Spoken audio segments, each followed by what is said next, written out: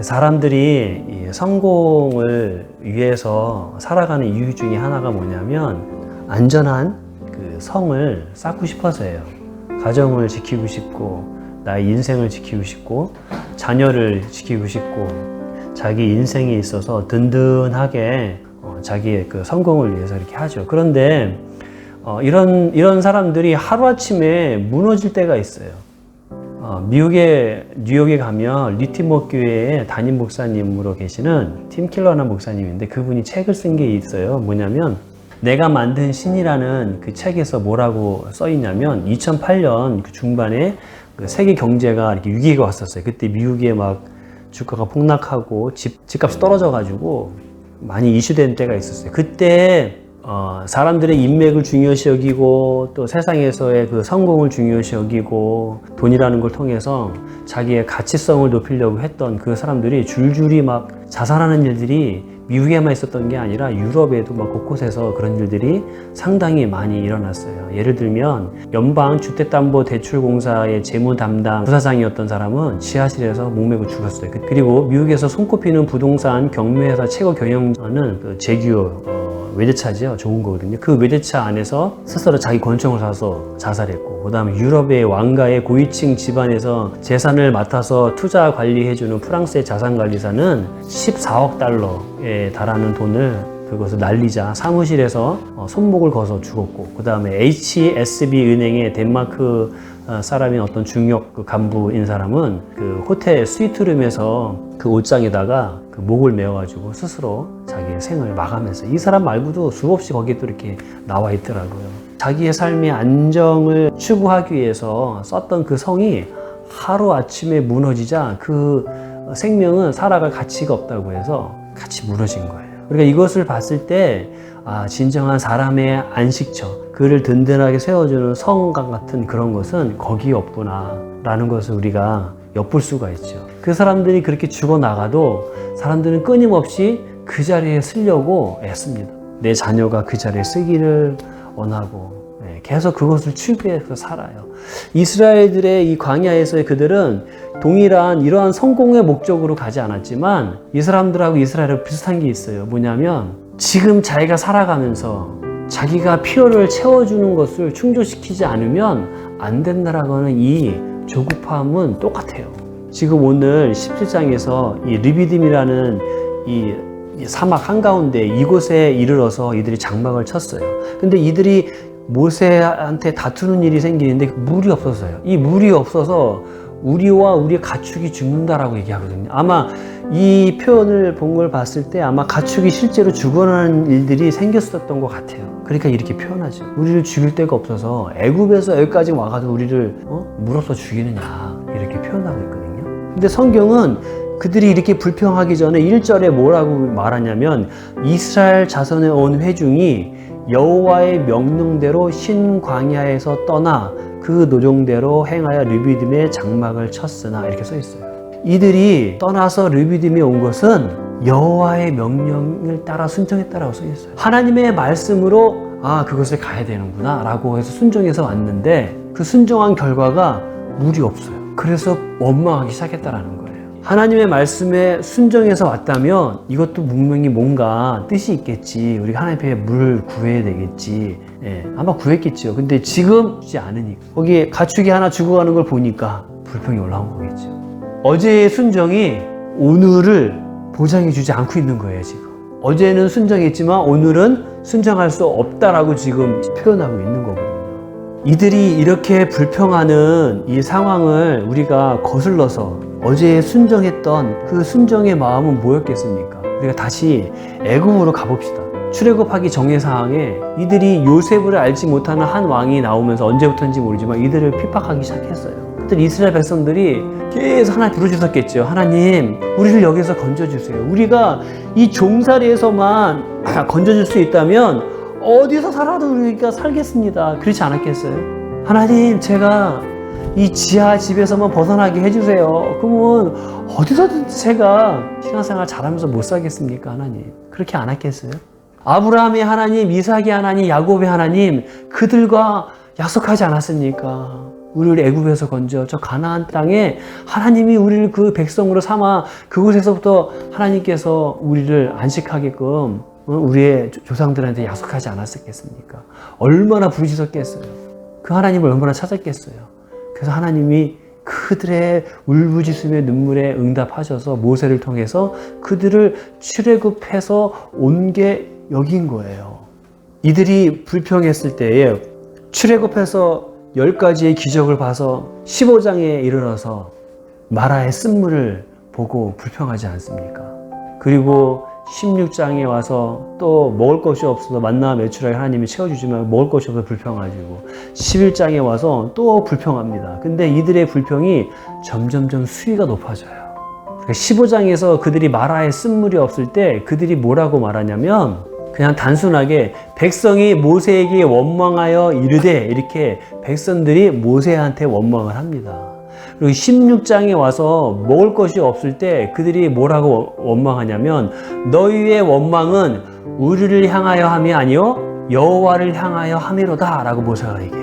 너희의 원망은 단순히 나를 원망하는 게 아니라 하나님을 원망하는 거다 이렇게 모세가 말합니다.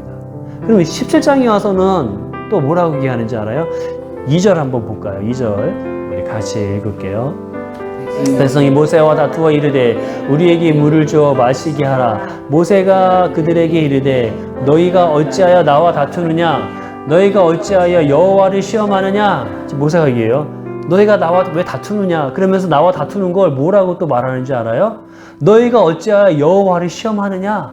너희의 다툼은 단순히 나와 다툼을 넘어서 하나님을 시험하는 거라니까 점점점 수위가 높아져요. 그리고 7절에 가가지고 이렇게 말해요. 이거는 모세의 말이 아니라 성경을 기록한 저자예요. 성경을 기록한 저자의 말은 곧 하나님이 말씀하신 해석인 거예요. 그러니까 하나님 말씀하고 똑같은 거예요. 하나님이 이 상황을 어떻게 보는지 7절 같이 볼게요. 그가 그곳 이름을 마사 또는 무리발라 불렀으니 이는 이스라엘 자손이 다투었으며 또는 그들이 여호와를 시험하여 이르기를 여호와께서 우리 중에 계신가 안 계신가 하였음이더라. 이스라엘 자손이 다투었으며 누구와 다투었다라는 거예요. 여기 누구와 다투었다라는 목적이 안 나오는데 그 다음에 나와요. 또는 이들이 여호와를 시험하여 이르기를 여호와께서 우리 중에 계신가 안 계신가 하였습니다. 하나님을 시험하고 이 다툼은 여호와 앞에서의 다툼이라는 거예요. 지금 이 구절을 세번역 성경은 좀 더 우리가 이해하기 쉽게 표현했어요. 제가 읽어드릴게요.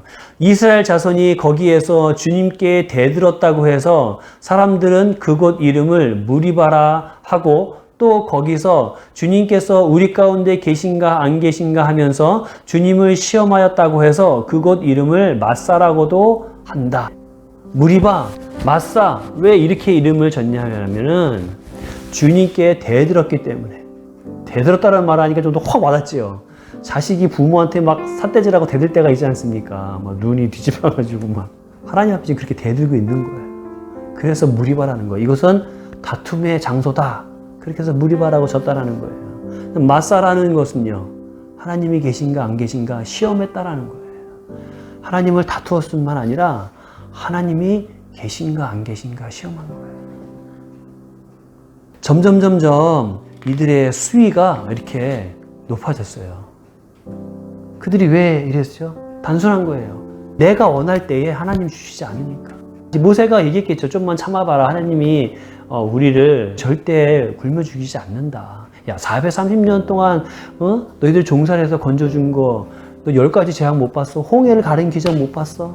마라의 쓴물 하나님이 달게 하셨잖아. 거기 좀 엘림에 가가지고 12샘 너희 족속들이 다 먹고 남을 그런 상징적인 그런 곳으로 인도했잖아. 너희가 먹을 것이 없을 때 만나 매출하게 하나님 보내주셨잖아. 지금도 만나 먹고 있잖아. 기다려봐. 알았어요. 기다려볼게요. 기다렸겠죠. 안 됐어요. 또 모세한테 했겠죠. 얼마나 더 기다려야 합니까? 우리 기도하며 나아가자. 야, 내가 하나님 대신하겠냐? 그러면서 뭐라 하겠어요? 그래요? 그러면 3일만 더 기다릴 거예요. 무의식으로 표현하면 3일 지나면 더 못 참아요. 그랬을 수도 있어요. 사람의 인내로 인내했겠죠. 제가 그래서 말하는 거예요. 우리가 믿음이란 내 편에서의 인내가 아니에요. 믿음은 내 편에서가 아니라 하나님 편에서요. 그래서 우리가 하나님을 믿는 거예요. 하나님이 원하시는 것까지 인내해야 그 믿음이 인내의 믿음이 되는 거예요. 인간의 편에서가 아니에요. 이들에게 필요한 게 무엇이겠어요? 먹을 것과 마실 것 또 해결해주면 이것이 해결되겠어요? 아니거든요. 결국 이들이 가나안에 갔어요. 약속의 땅. 거기에서 그들이 먹을 것이 다 채워졌어요. 그래서 하나님을 불평 안 했을까요? 하나님만 사랑했을까요? 아니요. 가만히 보니까 바알신은 농경의 신이에요. 막 비도 내리게 하고 막 그들 거기가 농사를 졌거든요. 그들은 농사를 져보지 않았어요. 하나님은 농사를 개입하는 신이 아니야. 바알은 저 농사에 비를 내리시는 신이야. 저 신을 믿어야 될 것 같아. 그들이 막 얘기를 하니까. 그래서 바알신을 막 섬기기 시작해요. 그들의 문화가 더 좋아 보여요. 그들의 문화를 갖고 와요. 하나님을 신뢰하지 않아요. 그래서 사람이 내가 원하는 걸 채워지면 하나님을 더 잘 믿을 것 같잖아요. 그렇지 않아요. 그래서 하나님 말씀하신 거예요. 첫 번째 불평했을 때 15장에 마라의 쓴물 사건이 있어요. 바로 말씀하시는 거예요. 엘림의 12셈이 이르기 전에 하나님 모세를 통해서 말씀하시잖아요. 여호와께서 그들을 위하여 법도와 율례를 정하시고 그들을 시험하실세 이렇게 써 있잖아요. 내 말을 듣는지 안 듣는지 지키는지 안 지키는지를 내가 그들을 시험해 보겠다라는 거예요. 지금 하나님이 시험하고 계신 거예요. 모세가 얘기했겠지. 야, 하나님이 시험하시는 거야. 인내해자. 얼마나 더 시험해야 되는데 끝까지 이스라엘들은 이 시험을 넘어가지 못해요. 그래서 하나님께서 먹을 것과 입을 것만 주시지 않는 거예요. 왜? 그것이 그들을 보장해 주지 않거든요. 결국은 하나님 앞에 나아가지 않으면 보장해 주지 않아요. 그것을 광야에서 훈련시키는 거였어요. 우리가 요한복음 5장에 보면 남편 5 있는 그 사마리 여인을 알아요. 그 여자가 주님을 만나서 주님께서 그 여자의 삶을 간파하시고 내가 너에게 줄 게 있다. 목마르지 않는 그 물을 줄 수 있다 내가. 그래요? 그 물이 어디 있어요? 그래? 그 물을 네가 먹으려면 해결할 것이 있어. 주님은 아셨어요. 그러면서 얘기하죠. 네 남편을 데려와라. 가차게 뜬금없이 남편을 왜 해요? 왜? 그 여자가 목말라 하는 그거 남자를 통해서 그걸 채우려고 하는 거 거기 없어. 너 그거 해결돼야 돼. 주님께 전공을 찌르신 거예요. 맞습니다. 지금 있는 남편 6번째 남자도 내 남편이 아니에요. 내가 생각한 남편이 아니에요. 세상은 이럴 때 뭐라고 얘기하죠? 야, 7번째 남편을 만나면 해결돼. 또 6번째까지 뭐 이런 사람 이런 돈 있는 사람, 멋있는 사람, 성품 좋은 사람, 학식 있는 사람, 뭐 이런 사람 만나봤잖아. 야, 이제 7번째는 다른 사람 만나봐. 또 7번째까지 실패하면서 네가 아는 지식이 있고 거기에 경험이 있잖아. 그 경험을 더 잘 다듬어가지고 7번째 남자를 만나면 성공할 수 있어. 그래서 세상은 계속해서 너 인류대학 가면 네 부족한 거를 채워서 더 좋은 선택을 할 수 있어. 너 이런 남자 저런 여자 만나면 네 인생이 채워져서 더 행복할 수 있어. 계속해서 뭘 배우고 더 취하고 그러면 네 인생이 안전한 그런 것을 보장할 수 있는 성을 쌓을 수 있어. 그렇게 만들어요. 끊임없이 사람이 끊임없이 추구합니다. 끊임없이. 아니면 또 하나가 있어요. 봐, 네 인생은 아무것도 아니야. 더 가져봐야 필요 없어. 이 세상 아무것도 없어. 너 아무것도 아니야. 그냥 죽어. 그래서 목을 맺는 거예요. 더 이상 희망이 없다고. 둘 중에 하나로 가는 거예요. 사단은 이 둘 중에 하나 가지고 사람을 죽게 만들어요. 가진 것 같으나 그 사람은 그것으로 죽어요. 아무것도 없어서 더 이상 희망이 없다고 죽어요. 키에르 케고르라는 그 기독교 철학자가 얘기했잖아요. 죽음에 이르는 병이라는 책을 썼거든요. 사람은 절망에서도 죽고 끊임없이 가져도 불안해요. 그것도 밑바닥에 불안과 절망이 깔려 있는 거예요. 결국 가져도 죽음에 이르고 안 가져도 죽음에 이르는 거예요. 그것을 포장해서 아무것도 모르는 거예요. 그렇게 인생이 살아가요. 하나님은 그걸 아시기 때문에 이스라엘 백성들한테 이 죽음에 이르는 그 성을 쌓지 마라. 하나님께서 아브라함을 부르셔서 갈대아를 떠나서 가나안에 정착하게 하셨어요. 그래서 하나님과 예배드리면서 약속했어요. 내가 네 후손을 통해서 복을 흘려보낼 거다. 이 가나안을 줄 거다. 근데 이 땅을 주면 자손이 있어야 될 거 아니에요. 하나님이 자손을 주시지 않아요. 불안해지기 시작해요. 나이가 점점점 먹어가지 않습니까? 살아도 나이가 먹어가지 않습니까? 아브라함에게는 직계 아들은 없었지만 식솔들이 많았어요. 종들이 많았단 말이에요. 그들을 갈 때 우르르서 떠날 때 주인님 우리 어디 가십니까? 야, 내가 하나님을 만났는데 하나님께서 나에게 이러한 비전을 주셨어. 그래요? 우리 주인님 아브라함의 하나님 저희도 믿고 따라야죠. 그리고 따랐을 거 아니에요. 그렇게 해서 왔는데 자녀가 없어요. 아마 성경에는 없지만 제가 각색해서 얘기하면 종들이 수근수근하기 시작할 수도 있어요. 우리 주인 여기까지 하나님 여호와라는 분을 쫓아서 왔는데 왜 자식이 없어? 그 하나님 살아계신 거 맞아? 수근수근 이런 말이 오갔을 수도 있어요. 어느 날 사라가 여보 우리 식서들 종들이 그런 얘기를 하는데 우리 하나님이 자녀를 준다라는 거 맞아요 여보? 다시 한번 기도해봐 여보. 이러지 않았겠어요? 아브라함도 이스라엘 백성처럼 하나님을 시험하고 싶은 거, 하나님 살아계신 거 맞아요? 안 살아계신 거 맞아요? 이러고 싶은 생각이 안 올라왔겠어요? 그렇지만 그거를 입 밖으로 얘기는 않았던 것 같아요. 근데 그거를 고민하고 있었던 건 하나님이 아셨어요. 그래서 15장에서 아브라함이 그러잖아요. 하나님 자녀를 주시지 않네요. 제 종 중에 제일 똑똑하고 제일 말 잘 듣고 그래도 기업을 이어줄 만한 종이 있어요. 그 종을 통해서 제가 기업을 물려주겠어요. 하나님이 아니다 라고 하잖아요. 그럼 뭐야? 아브라함이 고민하고 있었다라는 거예요. 자녀 없던 것처럼. 근데 그때 하나님이 아브라함에게 하셨던 말씀이 뭐예요? 그 말씀은 다른 것이 아니에요. 내가 너의 큰 상급이요 내가 너의 방패가 되어줄 거다라고 말하잖아요.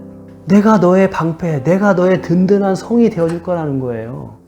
그리고 내가 너의 상급, 하나님을 믿는 그것에 대한 것을 하나님이 해결해 줄 거야. 내가 해결해 줄 거야. 아브라함이 하나님을 믿음에 하나님이 그를 의로 여기셨더라 이렇게 써 있잖아요.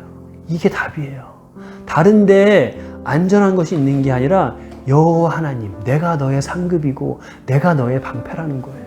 시편에 보면 여호와 하나님에 대해서 여호와 하나님은 나의 산성이시요 나의 요새이시요 나의 피할 바위시요 이런 고백이 많이 나옵니다. 시편 107편에 보면 이런 말씀이 있어요. 이거는 우리 같이 한번 읽어보겠습니다. 시작.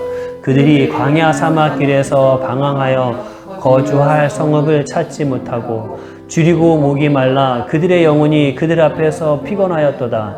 이에 그들이 근심 중에 여호와께 부르짖음에 그들의 고통에서 건지시고 또 바른 길로 인도하사 거주할 성읍에 이르게 하셨도다. 여호와의 인자하심과 인생에게 행하신 기적으로 말미암아 그를 찬송할지로다. 그가 사모하는 영혼에게 만족을 주시며 줄인 영혼에게 좋은 것으로 채워주심이로다. 여기 보면 광야 사막길에서 방황하며 거할 성읍은 성을 말하는 거예요. 그 성을 찾지 못했다라는 거예요. 여기서의 성은 뭐겠어요? 이스라엘 백성들이 광야에서 무슨 성을 쌓습니까? 아니, 비유적인 표현이에요. 그들이 원하는 성 결국 뭘까요? 사모하는 영혼에 만족을 주시며 줄인 영혼에 좋은 것으로 채워주시는 성읍이라는 거예요. 근데 이 성읍인 다른 것에 있는 것이 아니라 여호와 하나님, 이 여호와 하나님만이 그들에게 안식해 줄 수 있는 성이라고 얘기해 주고 있는 거예요. 제가 의정부에서 식구들이랑 같이 살다가 이제 이사를 해야 되고 그럴 상황이어가지고 제가 성남으로 이사 왔다고 했잖아요. 이사 와가지고 단칸방에 살게 됐다고 했잖아요. 그때 이제 거기서 어머니하고 저하고 작은 형하고 큰 형은 돈 벌러 간다고 사우디에 갔었어요. 근데 어머니가 형이 보내주는 돈을 가지고 생활비만 썼지 나머지 다 안 쓰셨거든요. 어쨌든 나중에 그 돈도 다 날라가더라고요. 어쨌든 그렇게 이제 살다가 거기서는 제가 나이가 어려서 그런지 잘 몰랐어요. 그리고 다 그때는 어렵게 살았기 때문에 그렇게 그것이 가난하다라고 느껴보이지 않았어요. 근데 이제 거기 살다가 지하에서 살기 시작할 때부터는 이게 이제 피부적으로 와닿더라고요. 비가 오니까 막 밑에서 물이 올라오더라고요. 이게 방수가 제대로 안 되고 그래가지고 밑에서 물이 올라오고 싱크대에서 물을 쓰면 그 물이 밑에 탱크에 한쪽에 탱크에 이렇게 물이 고여 있어요. 그러면 차면은 모터가 자동으로 이렇게 빨아들여서 위로 올려서 하수구로 내려보내거든요. 근데 얘가 종종 망가져요. 망가지면 어떻게 역류해요.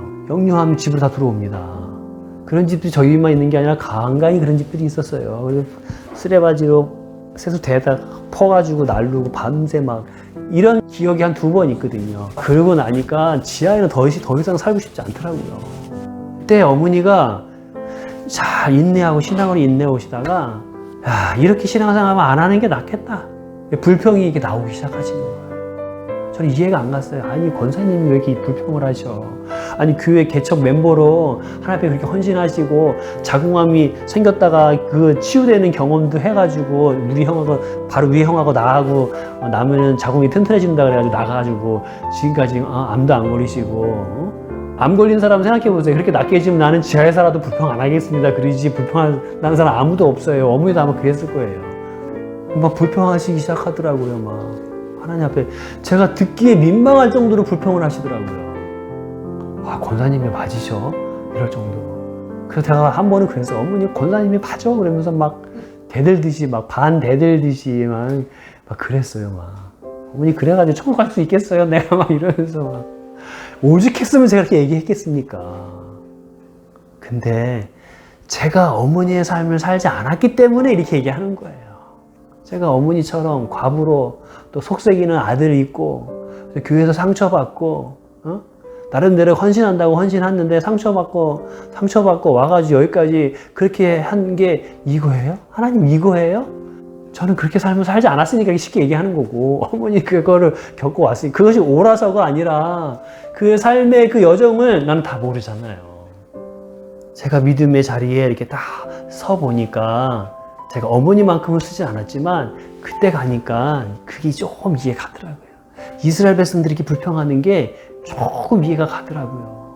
그렇지만 그게 옳은 건 아니지 않습니까?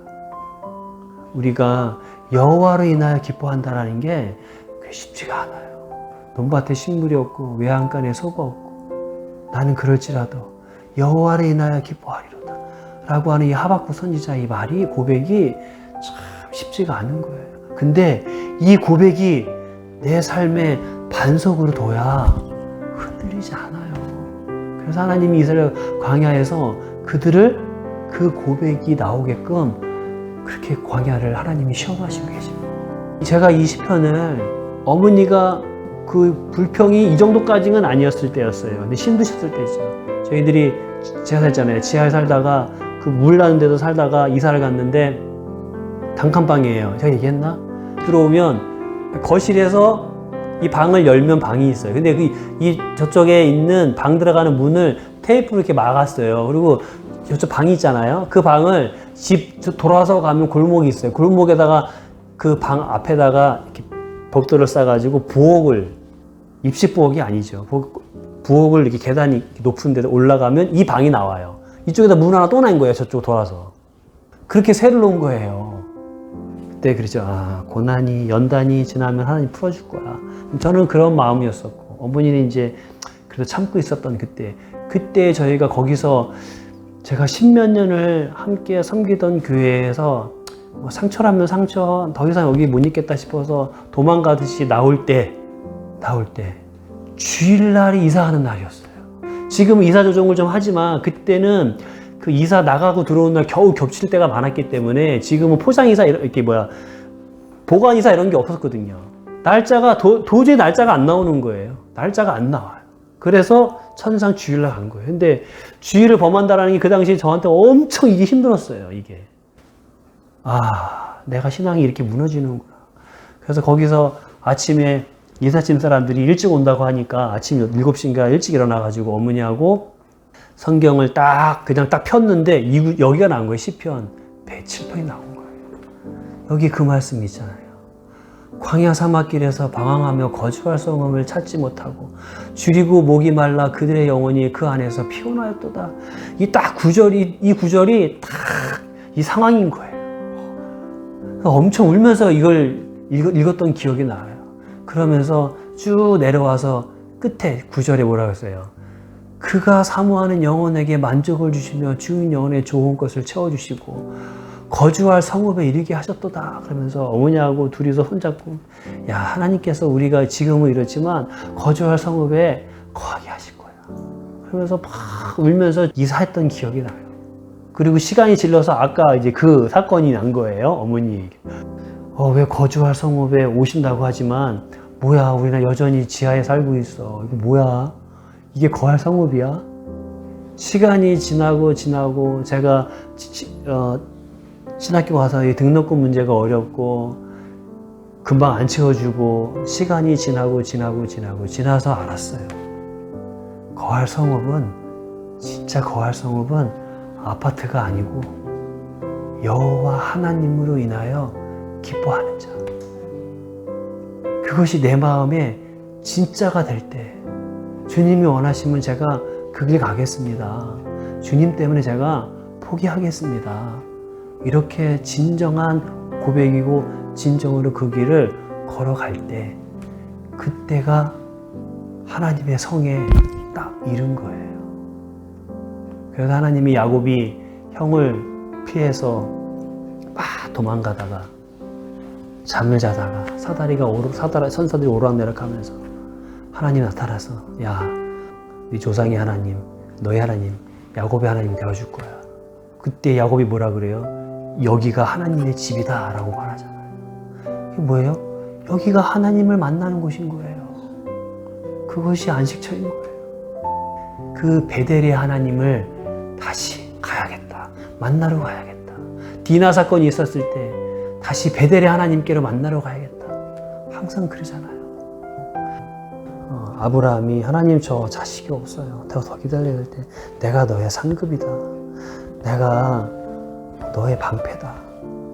이 말을 믿고 갈 때, 야, 이삭을 바쳐갈 때 내 아무 말 안 하고 갈 때, 네가 진심으로 나를 사랑하는 줄 내가 이제야 알았다. 그렇잖아요. 하나님이 우리에게도 네가 이제야 나를 진심으로 사랑하는 줄 알았다라고 언제 얘기하시겠어요? 이삭을 바칠 때거든요. 갈대 우르를 떠난 순종할 때가 아니라, 우리의 삶 안에 하나님께 순종한 것들 많이 있겠죠. 하지만 네 아들, 너의 전부 주님이면 족합니다 라는 고백이 진심으로 우리가 나올 때, 내 안에 꺼리낌이 없을 때 하나님이 그때부터 일하시지 않겠습니까? 네, 주님 그렇습니다. 하나님, 지금은 물이 먹을 것이 나의 안식이고 나의 산성인 것 같지만, 시간이 지나고 나면 그것으로 내 마음을 흔들어 놓는 그것이 나의 안식이 아니라 결국 주님이 나의 안식이고 예수 그리스도만이 생명임을, 그것이 나의 거할 든든한 산성임을 고백할 수밖에 없습니다. 또한 주님은 그러한 고백으로 아브라함이 이끌어졌던 것처럼 진정한 아브라함의 자손은, 하나님 우리도 그 고백이 하나님 있게끔 만드시는 그곳에서 우리도 그렇게 고백하게 하여 주시옵소서. 하나님, 날이 저물어 갈 때, 빈들에서 걸을 때, 그때가 하나님의 때이며 내 힘으로 안 될 때, 빈손으로 걸릴 때 내가 고백해 여호와 이래. 우리 모인 이곳에 주님 함께 계시네. 누리네 아버지의 은혜, 적은 떡과 물고기 내 모든 걸 드릴 때 모두 고백해 여호와 이래. 이 찬양처럼 하나님, 내 안에 예수 그리스도를 갖게 하여 주시옵소서. 베드로의 고백처럼 금과 은은 내게 없으나 내게 있는 건 내게 주노니 나사렛 예수 그리스도의 이름으로 걸으라고 고백하는 것처럼, 하나님 이 땅 안에 세상 것을 가지고 사람의 인정을 받고 싶어서 끊임없이 성을 쌓는 그 사람들, 하나님 그 사람들을 향하여 우리가 예수 그리스도가 생명이라고 어떻게 줄 수 있겠습니까? 내 안에 베드로처럼 내 안에 있는 예수 그리스도가 내 안에서 생명이 되고 내 안에서 그 어떤 것보다 값진 것으로 여길 수 있는 이것이 진심이 되지 아니하고 내 삶에 그렇게 하나님 살아낼 수 없다면, 하나님 우리가 어떻게 뜻하신 교회가 하나님 세상에 넘어져 있고 세상에 그 안식을 찾는 자에게 안식을 줄 수 있으며 생명을 줄 수 있겠습니까? 우리가 먼저 예수 그리스도가 생명이 되는 고백이 있게 하여 주시옵소서. 우리 안에 그것이 차고 넘치고 할 뿐만 아니라 우리의 삶의 모든 영역에서 주님이 우리의 보화가 될 수 있도록, 물질에서도 사람을 섬기는 데 있어서도 하나님 직장에서도 그러한 고백이 있게 하여 주시옵소서. 감사드리며 예수님의 이름으로 기도드립니다.